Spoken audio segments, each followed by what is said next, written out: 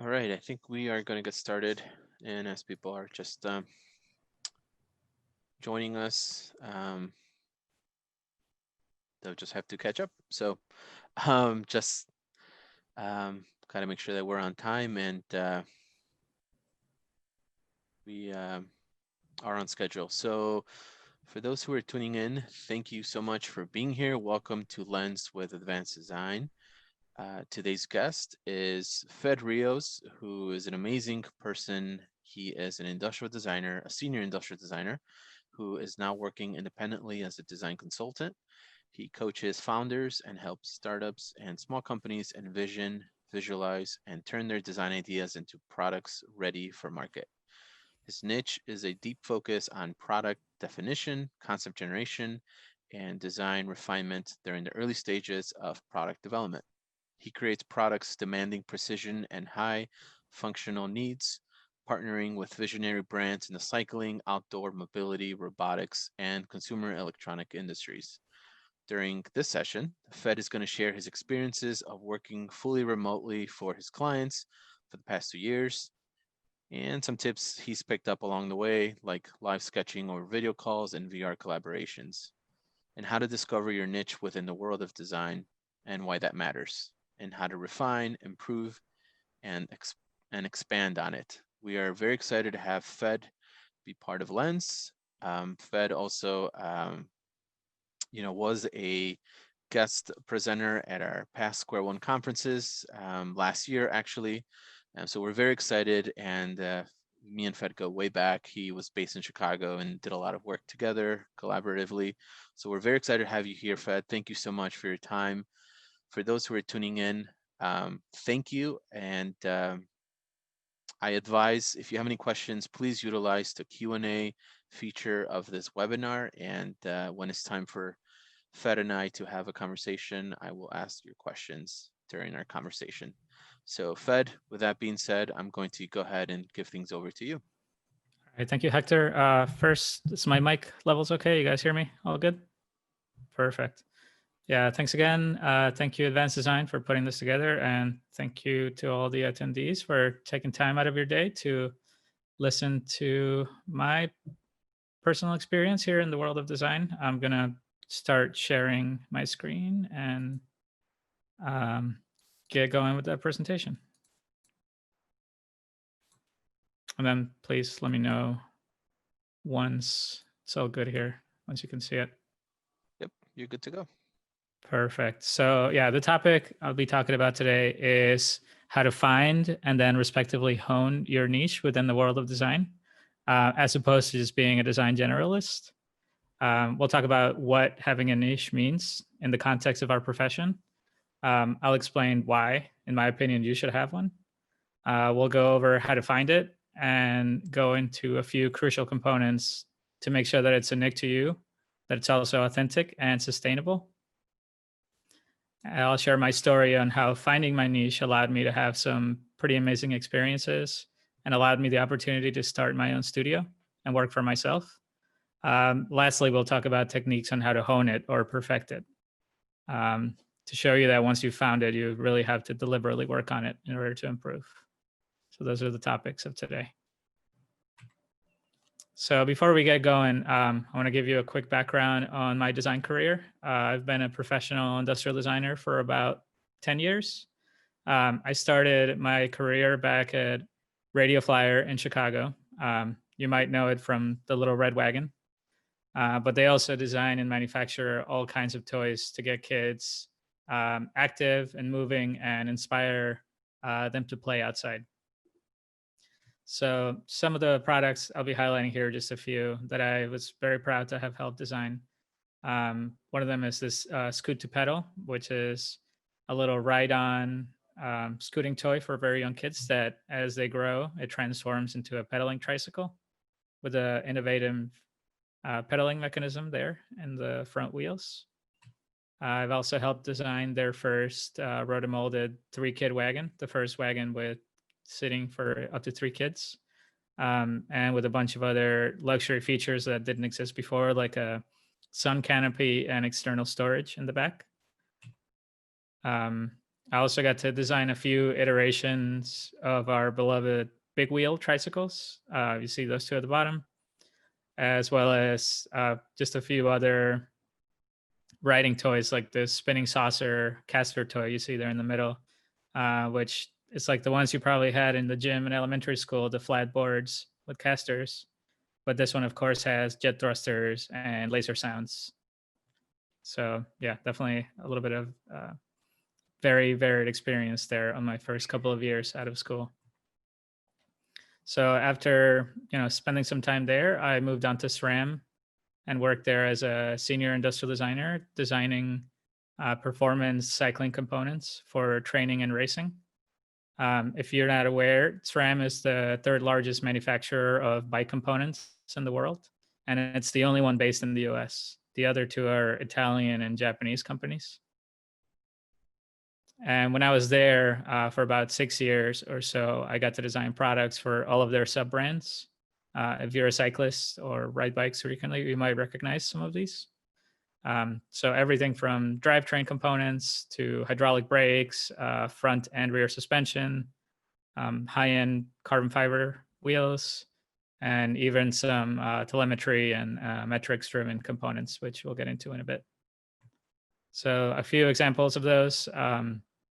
One of them being this little tiny device called the Shockwiz.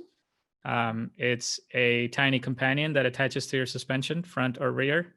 Then you go riding, and then once you're done, it wirelessly transmits to an app on your phone exact recommendations on how to tune your suspension, like the air, the rebound, compression settings, all those exactly to your specific riding conditions. So it takes all of the guesswork out of tuning your bike. I also got to work on their latest flagship hydraulic brake system for mountain bikes, the G2 that you can see here. And a ton of other miscellaneous things like aluminum cranksets, like this one, some rear derailleur components and drivetrain parts, just to name a few.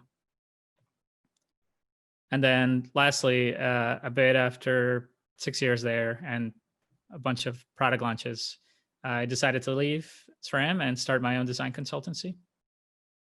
So I work under the name Fed Rios Design Studio. I just wanted to show you here, this is the first iteration of that studio in Colorado in a very remote area.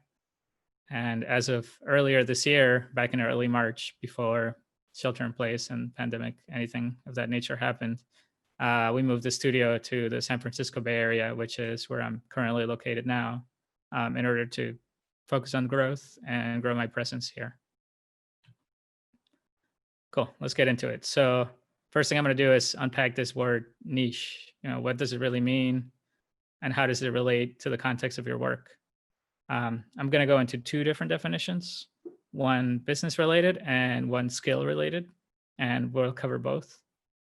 First, in the business world, a niche is a place, status, or activity for which you are best fitted. And it also refers to a highly specialized skill. For example, she tried many different things, many different roles, and she finally found her niche. So since I started my studio, I've deliberately narrowed in on a very specialized service offering, which is my niche. And I'm going to show it to you here. Like Hector mentioned before, I help coach founders and work with startups, small companies to envision, depict, and evolve their design ideas into products ready for market. I specialize on concept generation, compelling product illustration, and design refinement during the early stages of product development. I create products requiring precision and high functional needs, partnering with visionary brands only really in the cycling, outdoor mobility, robotics, and consumer electronics industries. Okay, another thing I should mention out loud is that a niche in the context of business is something that should be marketable, something that a client should be willing to pay you to do. If not, if you find it's not marketable, then otherwise it's just really a hobby. And on the context of a specialized skill, my niche, this is what sets you apart from any other generalist designer. Mine is visual communication through design sketching. That's it. So when it comes to finding or knowing your niche, you really need to be able to articulate it and then back it up with evidence in order to make it marketable. So in terms of my technical skill niche, I can say that I can communicate complex concepts with steady and confident strokes. I can demonstrate ideas in a compelling way with fluidity, dynamism, and energy. And I can convey intricate assemblies quickly and efficiently with an accurate depiction of materials and finishes. So once you know what your niche is, just really, on top of practicing it itself, you really got to practice how you market it and how you communicate it to others, especially those that might be paying you to do it. Excellent. So now you know what my niches are, both in the context of my business and the context of my specialized skill. Now we should really unpack why you would want to have a niche rather than just being a generalist. So let's go through some of the pros that I found throughout my career. First one is competition. In this interconnected world, there's too many generalists that employ too many generalist firms, design firms that employ many people, and they can really do it all. So it really makes it harder for you to compete directly. Having a niche makes you a little bit better on that competitive side. Specialization. You've probably heard this before, but if you try to do everything well, you won't be able to do anything great. And with a niche, your unique selling point becomes more clear and precise. So you can dig deeper and offer more value just for that than any generalist out there. A third one being practice and improvement. You'll be able to spend more time of your day doing the one thing that you're good at, therefore getting better and better and better at it. Then it's authority and recognition. With enough practice and experience, you'll be recognized as an expert and you'll be able to give advice or consult on that subject. And those already looking exactly for that skill that you're doing will need less convincing that you're the right person for the job. And then ultimately, you'll have more choice. This leads to having more choice in the clients or industries that you want to work with. Or if you're an employee, more choice in the projects that really are enticing to you. And if you can back up that skill, you'll have, more pull in getting into those projects. Those are my reasons that I found so far, just some of them. Now, the why, there's really, the question of how to get it, how to find it. This is an introspective exercise. You're going to have to ask yourself a few questions. You should know the answer to these I'm about to ask you immediately, and it helps to jot them down. So, if you can, have a piece of paper ready and take some notes. Answer these questions for yourself, and that's going to go a long way in helping you find your niche. The first one being, what can I do better than anyone I know? That would be your expertise. Next would be, what can I do for longer periods than anything else? That's something that gives you the most satisfaction in doing it and makes you lose track of time and getting to that flow state as you get work on it. As opposed to something that saps you of your energy and enthusiasm and you're putting off and putting off. And then lastly, you should know what people know me or recommend me for. So really work on those three, and you should have a pretty clear vision of what your niche, skill, or business proposition is based on these. And then lastly, there are a few crucial components that I found are pretty necessary to find your own niche that is authentic and sustainable to you. The first one is infusing your unique life experience into your work. These are intangible things that make you unique, but at the same time, make you stand out, like your culture, your upbringing, and your customs. They will make you recognizable, but at the same time, more relatable. And they are, your key differentiators. And authenticity will make you more competitive in the right context.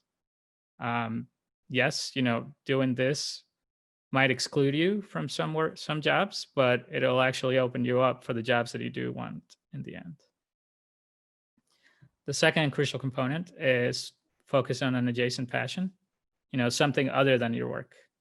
And to find out what that is, it should be something that you can answer really easily by just asking yourself this question: what's the one thing that you'd rather be doing right now instead of working or doing this?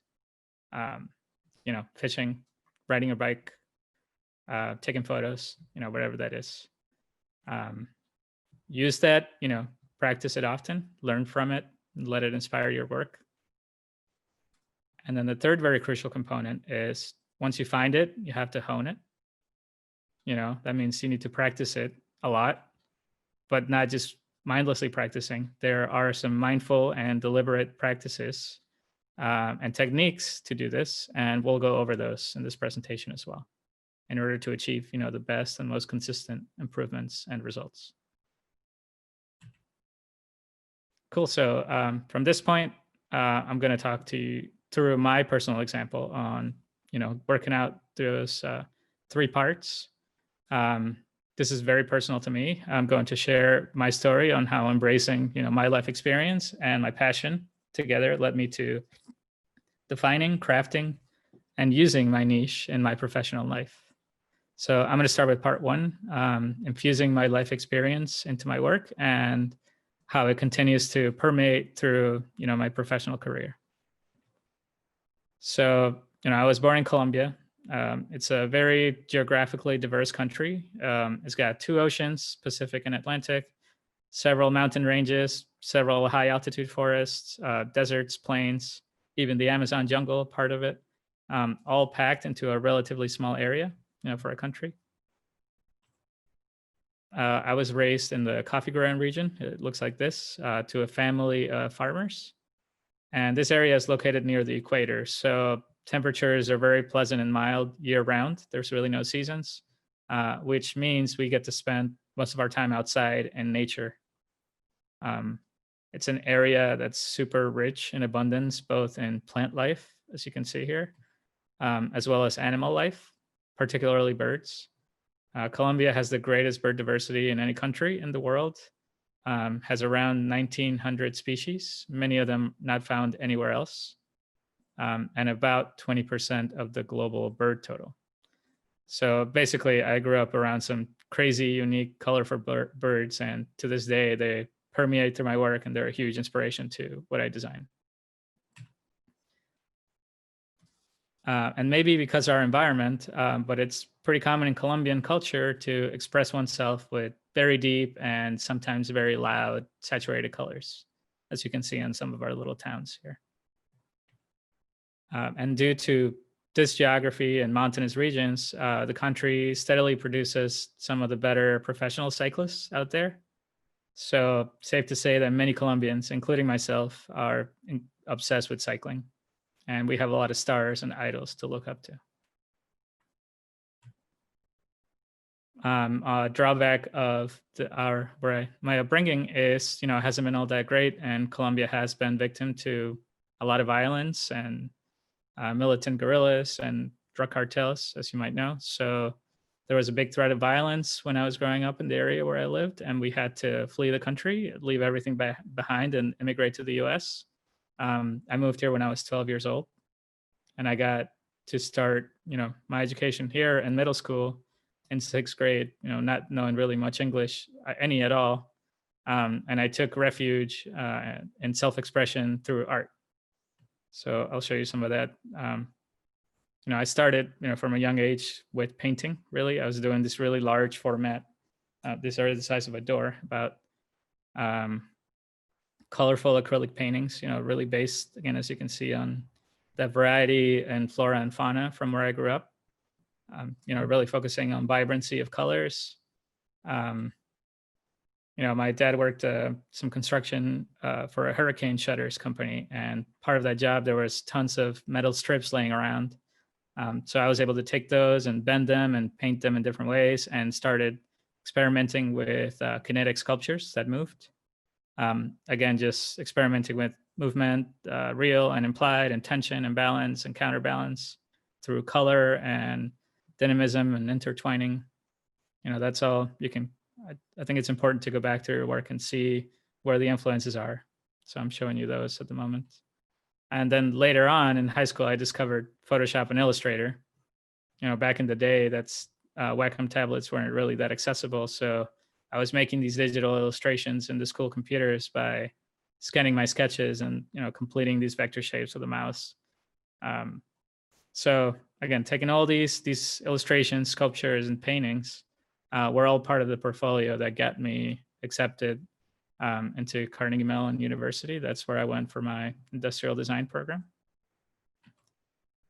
And even there, in our foundational design courses, where you're really being taught to observe and document what you're seeing and address design principles like line weight and contrast and composition, I would still, this is all looking back introspectively, of course, but I would still try to frame and communicate my observations through the context of my lived experience. As you can see here, I did a lot of stuff in the context of plants and animals. And then, later on through the school years, learning to translate sketches into three-dimensional forms through prototyping and, making physical objects that are not only beautiful, but are made with the context of use at their core. Again, just really using my inspiration to make all these.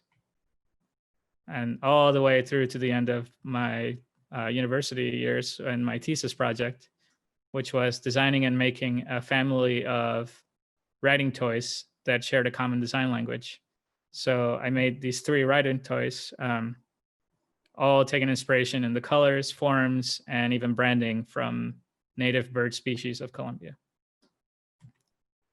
And even though I really didn't know it at the time, I was also really honing into my craft and deliberately working to improve my persuasive sketching in order to get buy-in for these ideas and being able to present them in compelling ways. So ultimately, this is all part of the portfolio that got me my first job at Radio Flyer. Hopefully you can see the progression of where that's all going. So part 2, after taking your life experience and really imbuing that into your work, I want to talk about letting your adjacent passion really inspire what you're doing and helping you find your niche. We'll take that passion. You can also call it a healthy obsession. What is it that you'd rather be doing right now, basically? Let it inspire and improve your work and your career. How do we do that? And again, I'm going to take you through an example. I was at Radio Flyer working on the scoot to pedal trike. And before coming up with this elegant solution of integrating the pedals into the front wheels with a pretty clever mechanism, we had to prototype and test a bunch of design solutions. So it was around this time that I made a pretty huge insight into my working way. And I was beginning to really articulate my niche and becoming a specialist within a larger team in a real world setting. So slowly over time, this took about a year or so, I became the one designer within the whole organization in charge of gathering and synthesizing all of the team's ideas. So everybody's little concepts and doodles, and visualizing them in the same style to get buy-in from project managers and all the other stakeholders, and then taking those and communicating them to our prototype shop to make them into kid-friendly, testable prototypes. So I was becoming the scribe in a visual way. And that's what I started to see, where my value to a team really was. But at the same time, that's where I started to become a little dissatisfied with my work. And partly it was this question from earlier that was nagging me all the time. No, what's the one thing you'd rather be doing?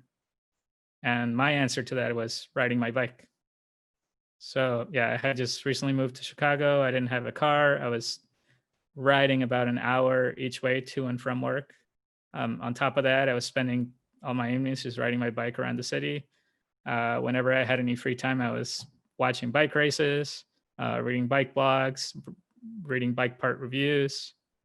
And this led to the second crucial part of finding my niche, which was letting my passion drive my work life. And that's where I found that company that was going to really do it for me. It was SRAM. I found out that they were located in Chicago. They were, I just kept reading about them. They were doing really innovative stuff for bikes that I could only really dream of riding. So I made it my goal to go work there. And, over the next 3 months, I worked on my portfolio and worked it and reworked it every single day. I thought it was worthy of showing it to them. So at that point, I landed an interview and got the job. And it was pretty absolutely great. Whenever I wasn't at my desk designing all this cool bike stuff, I was riding my bike all the time. And it was now a part of my job. I was riding to work, I was commuting in, I was commuting out. I was encouraged to write prototypes that we were working on. I was doing lunch rides with my coworkers. I was writing after work. I was going all over the country to cover and research bike races and events and fairs. I was getting exposed to all these professionals, people that were much better at riding than me.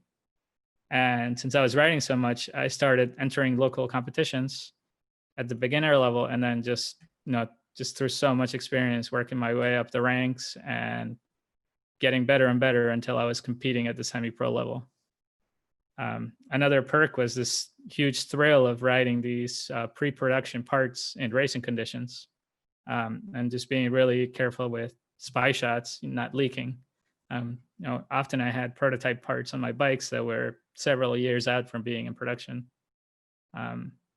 But because I was getting several hours of real world testing on them in real world scenarios of training and competition, that led to my second huge insight, is that if you do this, if you blend your passion with your work, you might end up being a power user, which is basically I had so many hours of firsthand knowledge of what product solutions this particular industry needed from a very personal perspective. But I also had the resources, the technical skills, the right coworkers, and the visual persuasion to make them happen and realize them. So yeah, that's my big takeaway. If you can take anything from here, is try and get your formative years out of school, working in an industry that you're truly passionate about. I believe that if you do this, whatever field that may be or whatever company, you'll probably, or you could have the opportunity to become a power user. You'll end up with a great portfolio of work that you'll also be super proud of.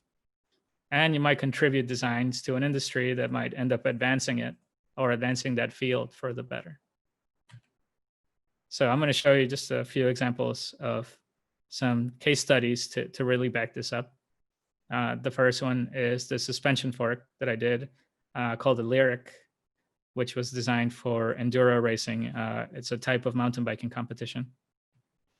And when it came time to design this fork, not only did I have to keep in mind all of the constraints and requirements dictated by the engineering team, but also had to be acutely aware of what pro racers would want and need from a top level fork like this, and to be able to communicate effectively and then translate that into a feasible manufacturable form that would reflect all of this. So we introduced this product to the cycling world.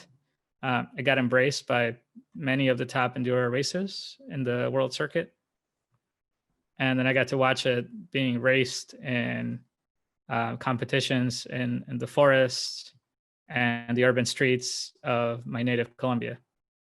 So coming around full circle, this is a very concrete example of my two worlds colliding, my passion and my job, by embracing my life experience and focusing on my passion as my career.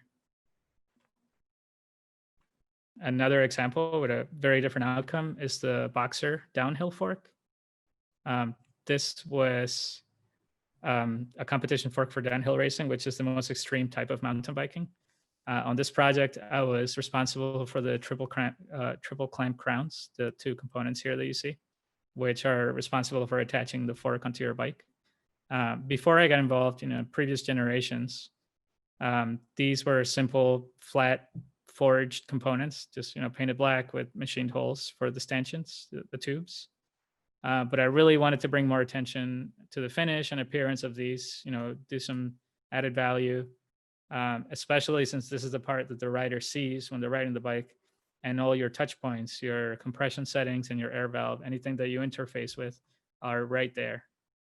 So I use my intuition at this point from riding experience and learned experience to start pitching the idea of removing material after it was all finished, post-processing, and really machining these with a CNC cutter after they'd been finished.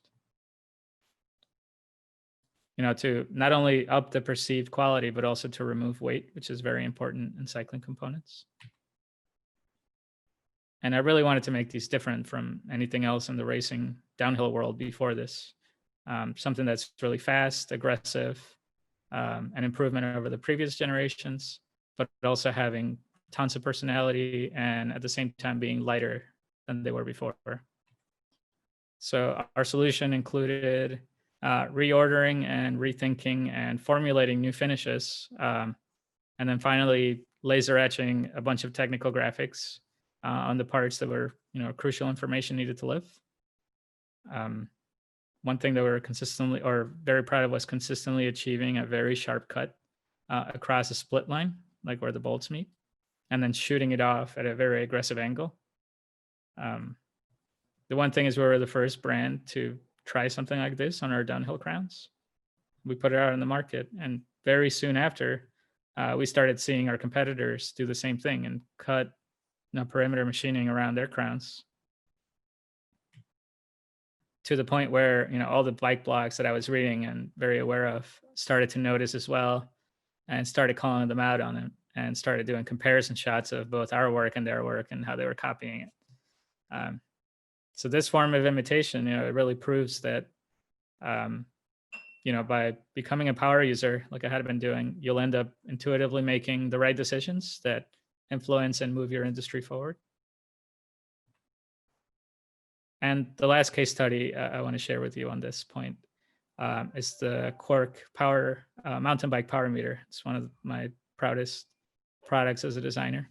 If you're not familiar with a power meter is, it's an aftermarket component that attaches to your bike and calculates the rider's power output in watts.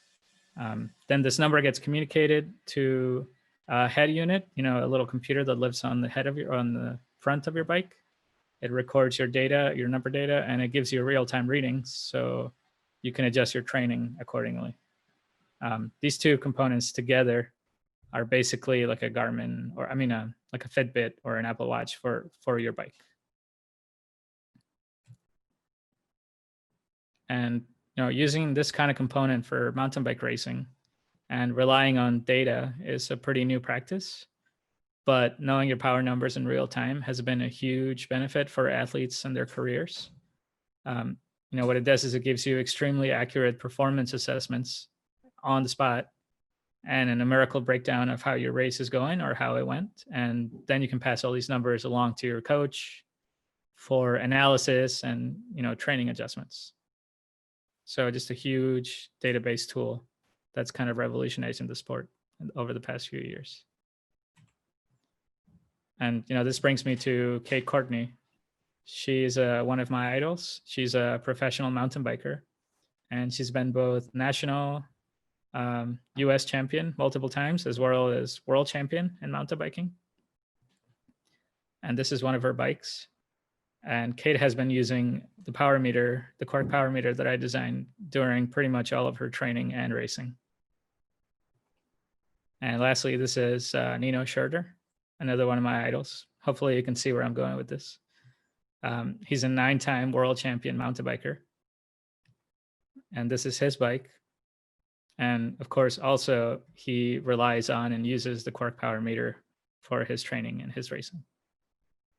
So yeah, in a way, these are extremely niche products, but the athletes that benefit from them and rely on them so much that they end up developing these very, very personal connections to these objects. And if you can design something that ends up having this kind of impact, then I think you'll be doing something right in the end.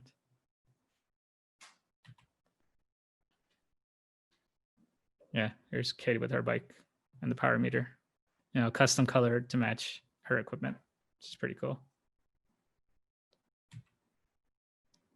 And then, to button it all up nicely, during my last year at SRAM, Kate and Nino joined forces under the same team. They ended up becoming co-world champions in their respective fields at the same time. And they were racing for a team that was sponsored by SRAM and RockShox, where I was working. So the athletes that I used to watch on TV and look up to and idolize are now using the products that I designed, and I get to watch them live using those products in international competitions. So as a designer, that's, a hugely rewarding point, and as a mountain biker as well. And that to me, was when I knew that was a pretty nice, beautiful way to end that chapter and to go off independently in search of ways that I could use that deep cycling and technical knowledge to help other brands and products. So luckily, I'm extremely fortunate on this point, but as you might be aware, one of the few areas experiencing a boom during this pandemic is the bike industry. And I've been fortunate enough to be able to work with a few new bike and accessory brands under the name of my studio to come up with some pretty awesome, innovative bike products that should be coming out, very soon. And today here, I'll be able to show you a sneak peek of one that's going to hit shelves coming up very soon. I was approached by this company from Belgium called Berg MTB, and they asked me to see if I could help them develop their own mountain bike race frame, which serendipitously, it's something that over my 6 years of designing bike components, I never got to touch a frame. And now I'm basically going to be designing the highest and lightest possible version of a frame that, ideally will have all those other components put onto it. So again, I'm using my deep technical niche of compelling product visualization and visual communication to explain these concepts. Get the desired design direction. This was it. Get buy-in from all relevant stakeholders, and communicate the design direction effectively to where every single team member can see and understand and aspire to it as we work for the same goal. So most of my job these days is still heavily reliant on that. I have to use my visual communication skills to communicate design intent with our factory partners. These are design intent or manufacturing intent drawings that I have to use to communicate with our partners overseas as they're working on the tooling and making the carbon fiber molds for these bikes.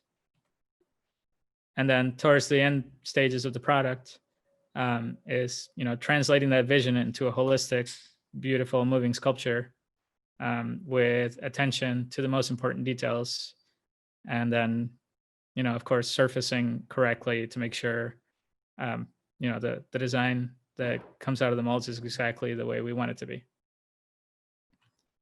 So this is the full surface CAD model that we delivered to the team, and I'll be seeing very soon off-tool mold samples coming out, so I'll be able to share more as I get further along in the process.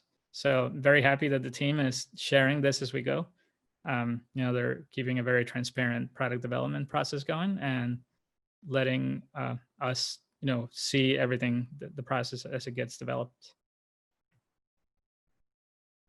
Cool. That was the 2 points, initial ones. The third one that I want to close up this whole talk with is how to hone your niche once you discover it, and how to apply that practice correctly and to improve on it. I've been using this word hone very deliberately to this talk, and that's on purpose. Honing means to sharpen or refine or perfect something through a repetition over a period of time. And I'm going to, after this, share a few tips on how to do some deliberate niche honing, per se. Before we get to it, I just want to touch on the hierarchy of competence model. Hopefully you're familiar. If not, this applies to any competent skill or specialized task. That's the pyramid. This pyramid represents the human population for any of those. So basically, most people live in this bottom area for any specialized. Let's focus on drawing, for example, on this one. Most people are unaware of the skill, what it takes, or their lack of proficiency. People that don't draw don't know how hard it is, really. In other words, you're unconsciously incompetent. Now, once you start practicing a skill, you take a jump up into the next rung. And here you become aware of how much you suck. You really understand how hard it is to get good at it and how much time and practice it takes to keep advancing. So at this point, you're consciously incompetent, or you know how much you suck. Most people get stuck at this point and drop it, don't really continue with it.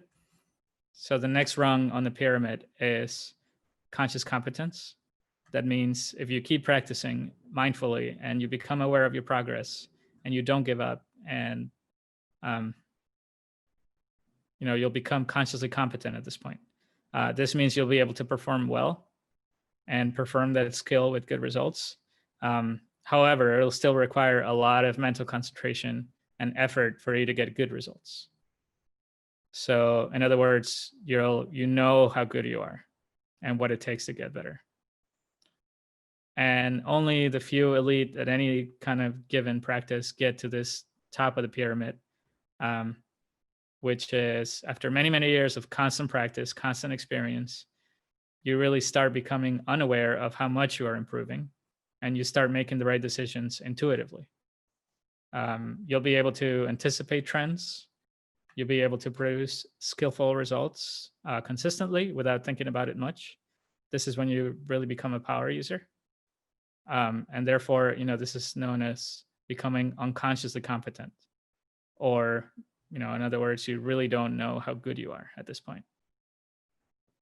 So in order to confidently advise and consult on your niche, or lead a team or teach on that subject, you really need to get to and stay at the top of this pyramid.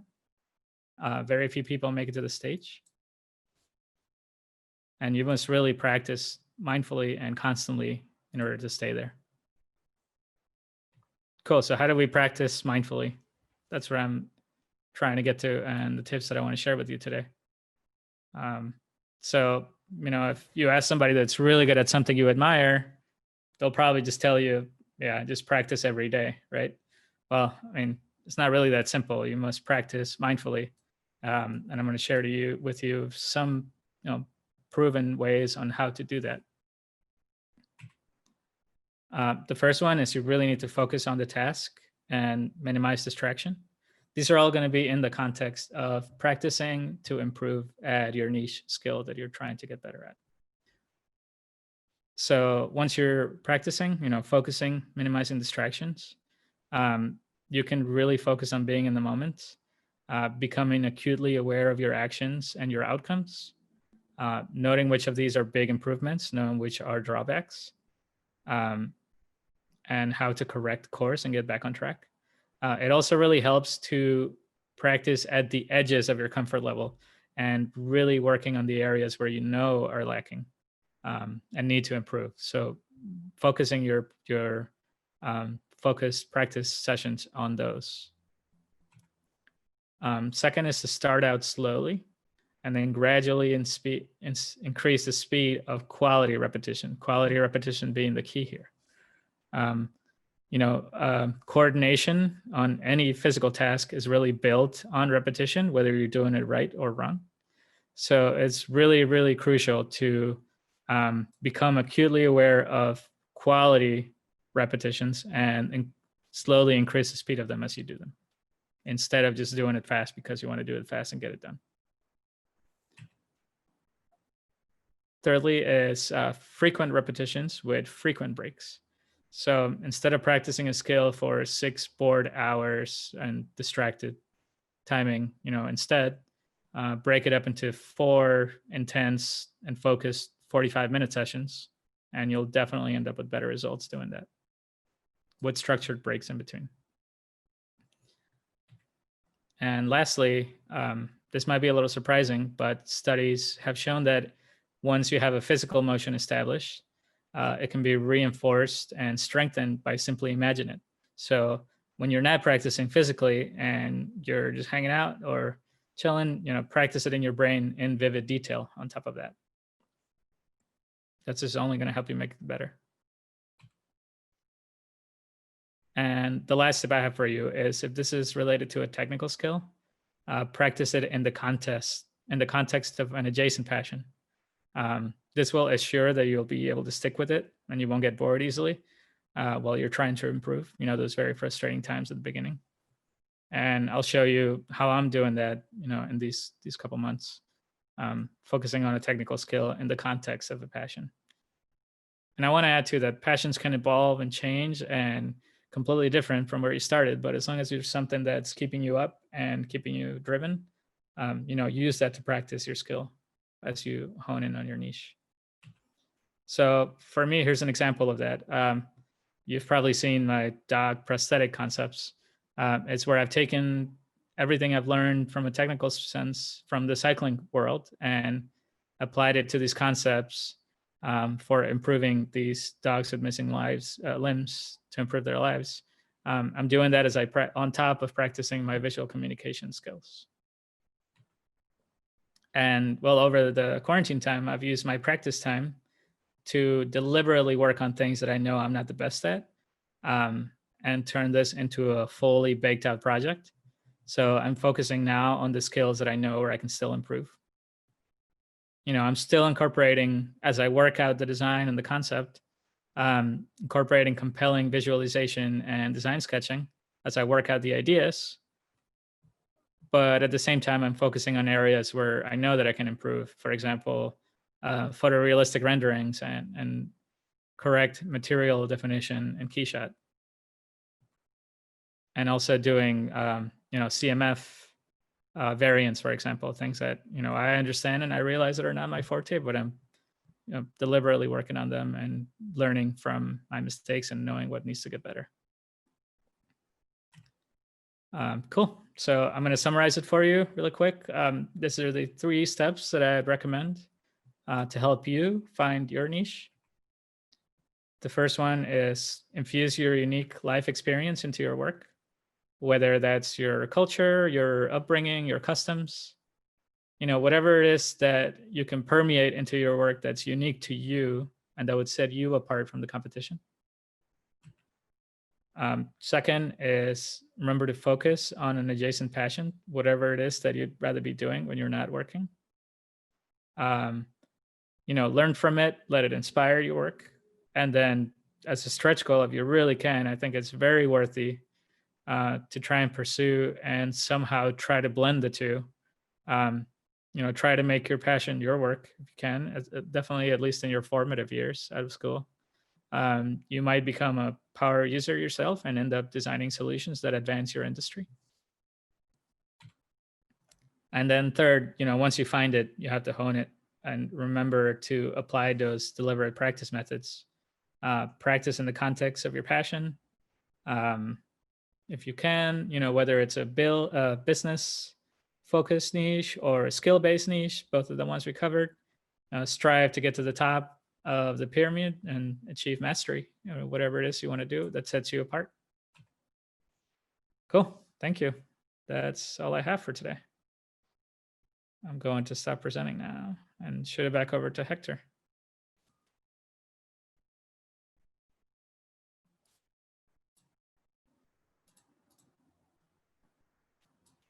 Hector, floor is yours. All right. Well, thank you so much, Fed. That was amazing. Thank you. I think your presentation and everything that you shared with us is probably perfect timing with everything that's happening. Everyone is working from home and,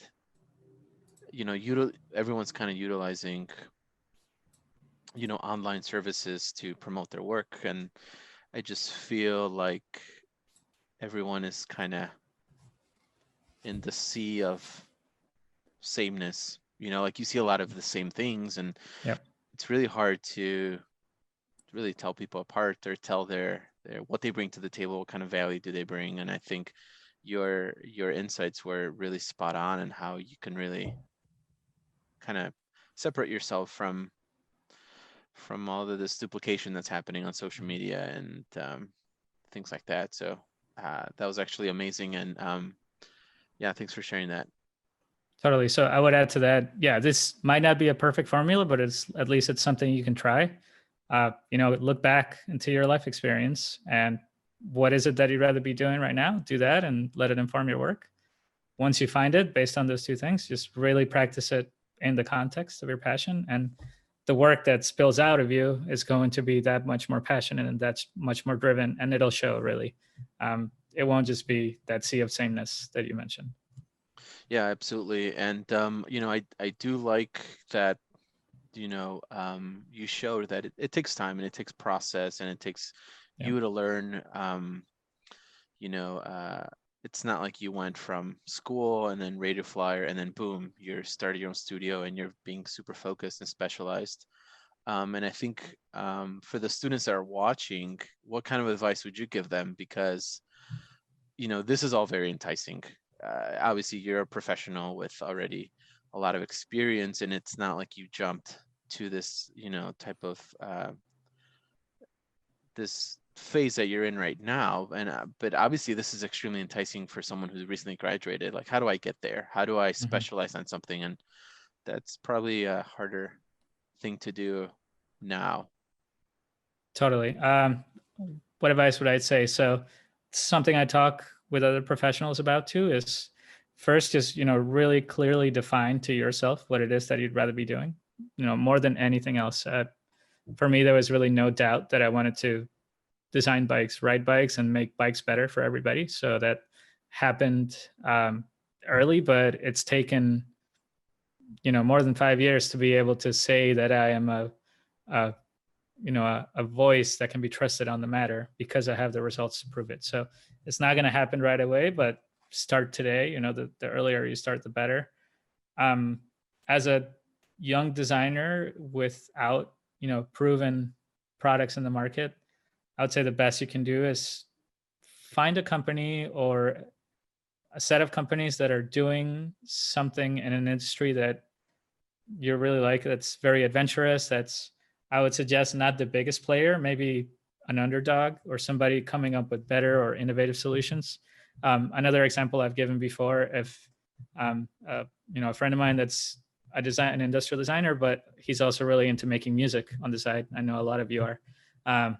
So we talked about what's that one company that's making the best equipment for your hobby or your passion on the side. So that would be teenage engineering for them. So, really narrow down on that. If you can't work for them, go to the next player who is another. And, eventually, if you are driven and you're passionate and you're focused, you'll have more stamina to really keep going at it. That's the only way you can kind of keep that drive if you're really, truly passionate about it. So I have the audio, it can be anything. If you can be into taking photos, and maybe see how you can work for Leica or, anything like that, where it's not the biggest brand, but somebody doing really cool, high-end, innovative stuff in whatever way that ends up being. I would say that applies to graphic design, UX, anything really, not just product. Mhm. But at the beginning, I think it's very unfeasible to just go off on your own and say I'm an expert at designing bikes when you haven't worked for a company doing it. So for sure, get your formative years, um, with a consultancy specialized in that, if that's what you want to do, or a company that's all they do. Mhm. That's how I was able to get that super deep technical experience in one field, and why I'm trusted by other brands to do it now. Absolutely.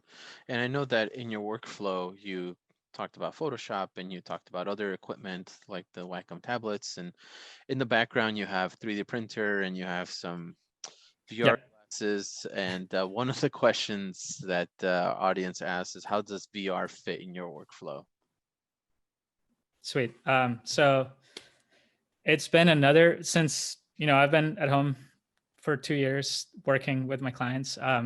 Part of the reason I'm still able to, let me walk back a little, doing something that I'm passionate about. So I'm constantly doing it. The more you do it, the more you'll find new tools that are coming into the process. You incorporate those tools, and if you're using them constantly and then incorporating them with other tools you're already using, eventually new workflows will come out, and those are going to give you a competitive advantage over people that are not using them. So specifically, VR has really allowed a couple of things for me. First one really being an alternative to Zoom meetings. Everyone's a little bit worn out and of the Zoom calls. So one app that's really been great to just meet with people and talk through them is Spatial. So I would recommend people check that out if you have a Quest or thinking about getting an Oculus Quest. It allows you to get into the same virtual room together with an avatar and just chat.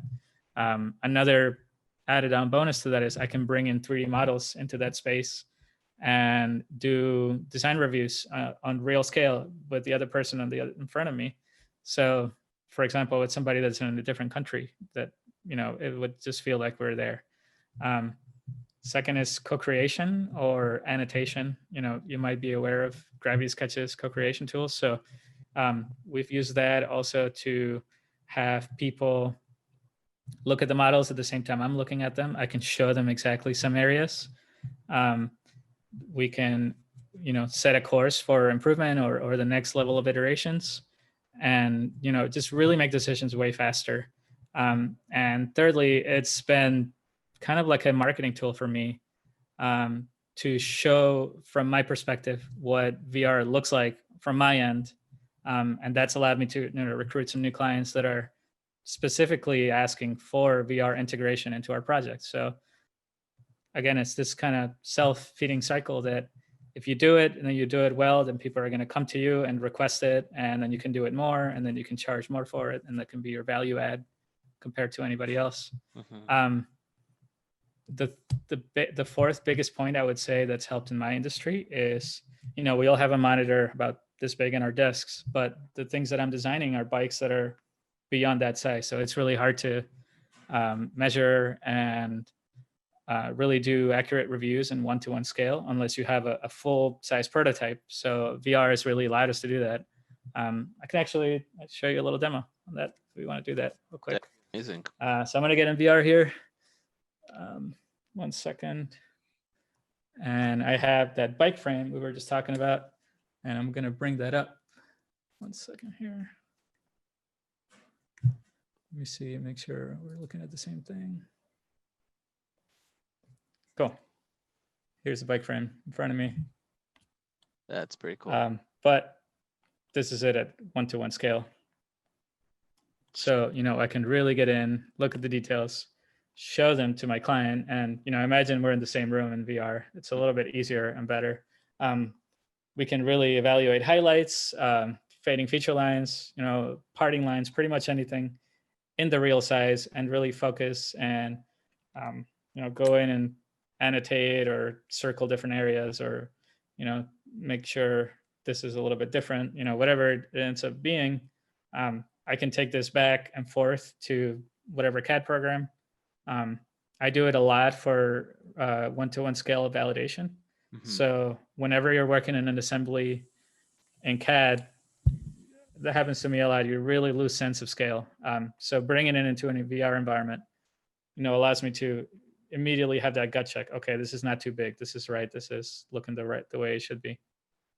Things like that. So, yeah, here's a little bit of that design. A very extremely valuable,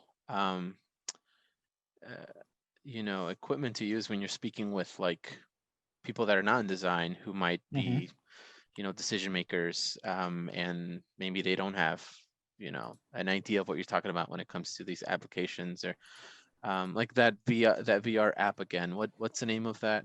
Spatial, SPATIAL. Look that up there. They're making waves these days with VR collaboration.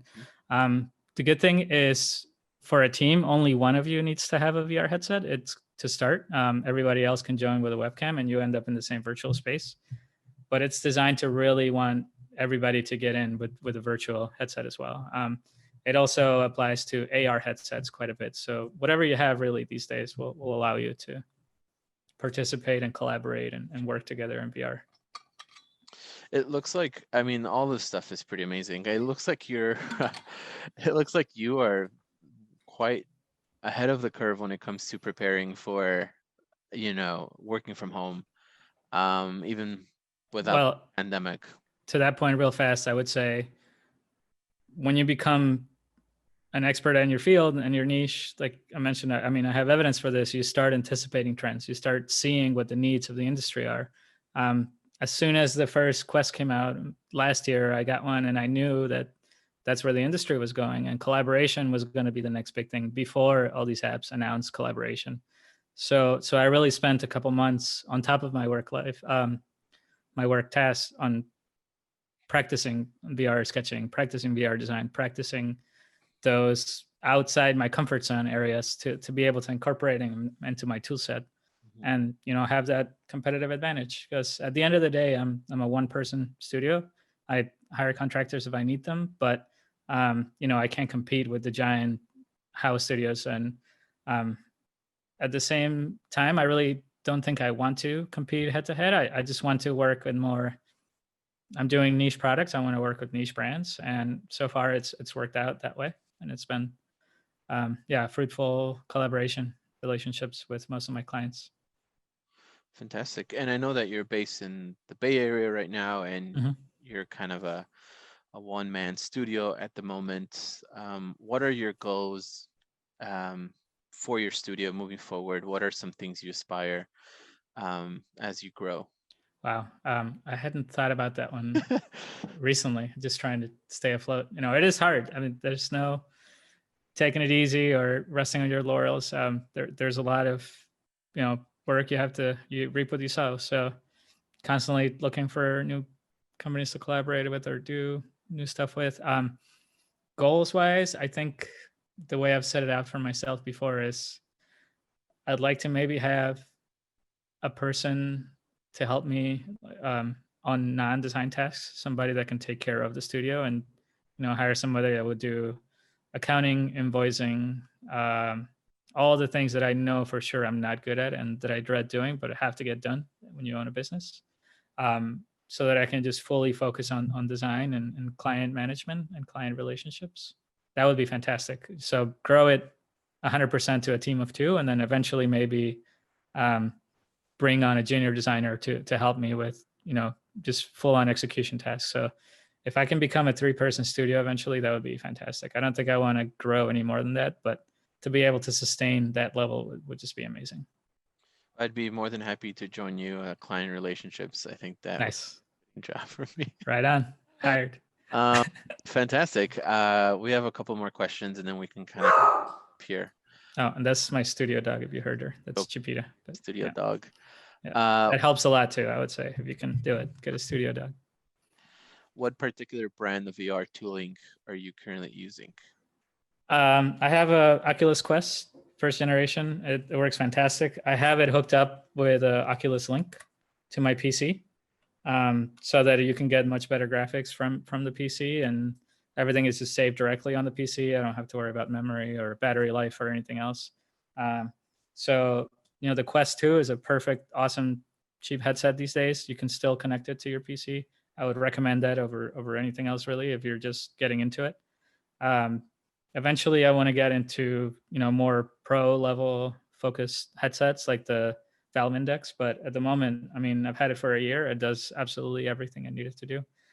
So apps wise, I use Gravity Sketch mostly, um, Spatial for meetings, and there's a few other meeting apps here and there. But really, it's mostly for that. Just Gravity Sketch and Oculus. Great. And the last question, we can close out with this question is, what is one brand? I loved how you talked about you looked up to these athletes and you ended up, they ended up using your work. And I think that is an amazing, it's very complimentary and I really love that. And it's probably something that a lot of us designers, aspire to do one day. But what is one brand that you would love to have an opportunity to collaborate with? Wow, that's fantastic. I'd say the most beautiful bikes out there, and they have been for a while, is Specialized. They're here in the Bay Area. If you're watching, holler. Um, they do just amazing work, and yeah, I would love to be able to help them at some point. Yeah, Specialized for sure. It's good to know them, and they're also occupy a very high end boutique level while still being a big brand, which I appreciate. They don't skimp on quality or finishes. I would say kind of the same way, on the consumer electronic ends that Apple does. They end up being used by a lot of people, but they are not the cheap option by any means. So for sure, I like not compromising on quality, and specialized is up there. Well, you gotta buy it nice or you buy it twice. Exactly. Especially with stuff that you're riding down a mountain super fast that can lead to critical injury. So yeah, for sure, we take a lot of seriousness in the performance of the stuff that we design for the bike industry.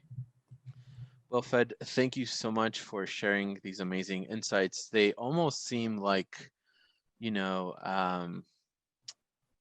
they almost seem like secrets, right? Like this is something that you've been building for such a long time, and Sure. and and uh, um, you're sharing this with the community, and I really appreciate that, Thank you. because it can, whoever's watching this now or later can really help or change your trajectory and how you work and how you function. So I think your content is really going to help a lot of people out, and I really appreciate that and everything that you've done for us in the community. So thank you again. For sure. Um, Before I close out, a few things I want to say is I've developed a few courses specifically on getting better at drawing. I have them on Skillshare. If you've seen them, go do them, go practice. They really focus on practicing specific skill sets within design sketching. If you're not a Skillshare member, hit me up. I can get you, I think, a couple of weeks free. So if you just want to try out my courses, for sure. If you want to work with me, get in touch. You can do it through my website. You can see all of those projects that I talked about fully baked out on the website as well, fedriosdesign.com. I'm also pretty active on Instagram these days. Not so much for a few months. I took a break, but I'm back. So if you need to reach out or ask me any questions or any requests, you can DM me through there as well, or LinkedIn. Anyway, you can find me, Fed Rios. That's my name. Thank you, Hector. Thank you, Advanced Design. This was awesome. Of course, and Yeah, obviously this session will be uploaded on our YouTube later, and we'll make sure that we plug in those links for the people to follow up with you. So very cool. thank you everyone for joining Lens, and have a good. Thank you. Take care. Excellent. Bye, everybody.